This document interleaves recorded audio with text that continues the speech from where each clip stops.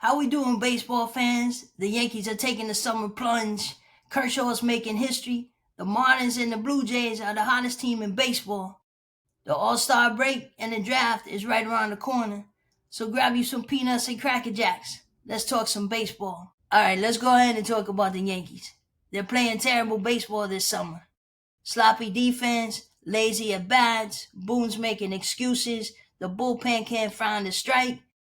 We lost the lead in the East. Clark Schmidt is out now for the season. Probably going to need Tommy John surgery. And he's been so good, man. I hate to see him injured like that.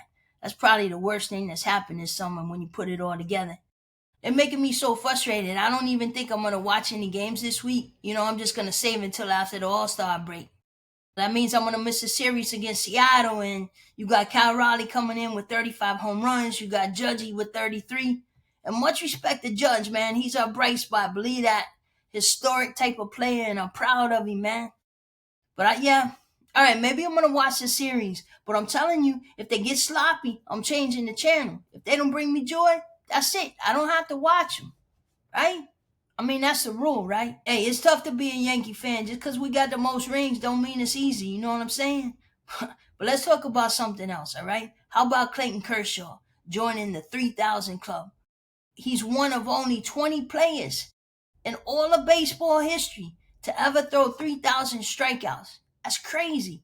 And he's one of only 3 players to do it with the same ball club. He's been a Dodger the whole time. He joins Walter Johnson of the Senators and Bob Gibson of the Cardinals. That's big history right there. And there's only 4 lefties that have thrown 3,000 strikeouts. Steve Carlton, Randy Johnson, and my man CC Sabathia. Pretty crazy if you think about it. That's definitely an elite club. Listen, I'm no Dodger fan. I'll save that for my friend Harry Russell. But I'm a baseball fan, and that's a big deal. And it was pretty cool how he got it on a called third strike to end the inning. So he was able to walk off the field to a standing ovation. Something like 53,000 fans, including his family, were all standing up and cheering for him with their arms in the air, hugging and high-fiving each other. When they showed his family, his kids and everything, it just gave me chills. They were so full of pride and joy. You gotta love a moment like that. There's nothing like baseball. And like I said, if you think about all the players who've ever played this game, for only 20 pitchers to ever throw for 3,000 strikeouts, that's a big deal. You gotta ask yourself, who's next? Well, I did some research, and there's 2 guys. Chris Sales with the Atlanta Braves, he's got 2,500. And then my man, Garrett Cole, has 2,250. They both happen to be on the IL, though. So can they come back and throw another 750 strikeouts, 500 strikeouts? I don't know about you. I'm not going anywhere. I'll stick around and see who's next to join the club. If anybody. That may be it. I may not be a Dodger fan, but I'm an Antonio Knowles fan. Key West native son is in the Dodgers organization with the Tulsa Drillers, their AA club. And he's dealing as their closer. It's just a matter of time before they call him up. And with all the injuries to the Dodger lineup, I don't know what they're waiting on. But I know when he gets that call, Key West is going to have a lot to celebrate. Talking about pride and joy. Let's go, Antonio. I'm going to go ahead and tip my cap to the Toronto Blue Jays. They took over the lead in the East. They swept the Yankees. They won something like 9 out of 10 games. They're stacking wins like it's nobody's business. And George Springer, he's doing George Springer things, hitting grand slams and big home runs in key moments, which is what they were hoping for when they went and got him last year. And Guerrero, you gotta love him. The kid plays ball, just consistently does his things. I gotta give a shout out to the Blue Jay fans because whenever the Yankees are in town, the other teams sell out. But in Toronto, they were sold out and they was wearing red and they wasn't cheering for the Yankees. So much respect to the fans in Toronto. Where you at, Billy Wardlow? Much respect, man. But let's see how we finish.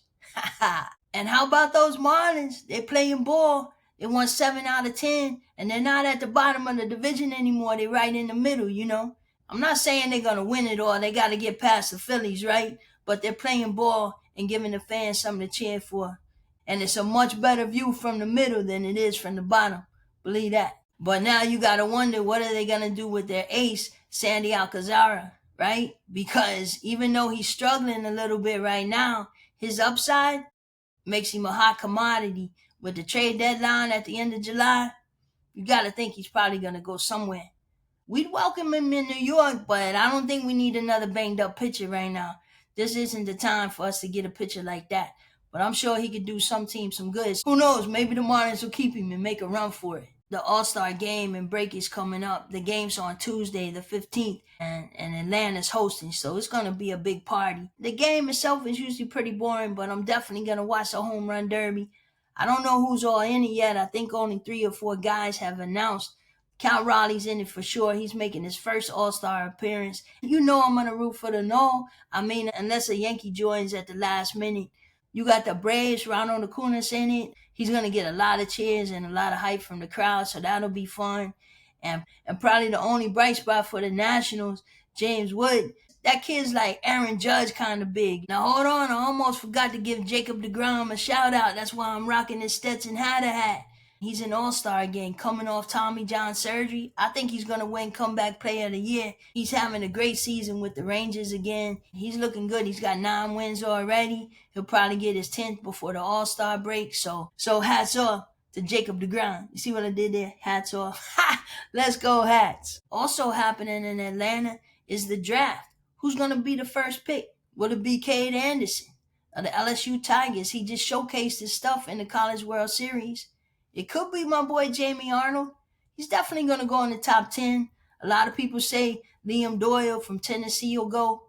There's a couple of high school kids, too, that are in the mix. Ethan Holiday. I'm pulling for one of the college kids over a high school kid to be the first pick. But at the end of the day, it's going to be awesome and real exciting for those families. And for us baseball fans, it's a whole new group of players to cheer for. So we'll see how it shakes out. I think the Nationals has the first pick, and they just fired their coach and their GM. So that's going to be interesting to see what happens. If there's any GMs out there listening, go with Jamie Arnold. He's a safe bet and a good guy. Believe that. But on a more serious note, I got to say rest in peace to Dave Parker, the Cobra. He was a superstar player with the Pittsburgh Pirates when I was a kid in the 70s and 80s. And sadly, he passed away before the upcoming Hall of Fame induction that's set for the end of July. Parker was a 7-time All-Star, Gold Glove winner, batting champion, MVP, and World Series champion. Do yourself a favor and watch some of the highlight reels from Dave Parker. They don't make them like that anymore. What an athlete and superstar. Rest easy, sir. We'll wrap this episode right there. Let's go baseball.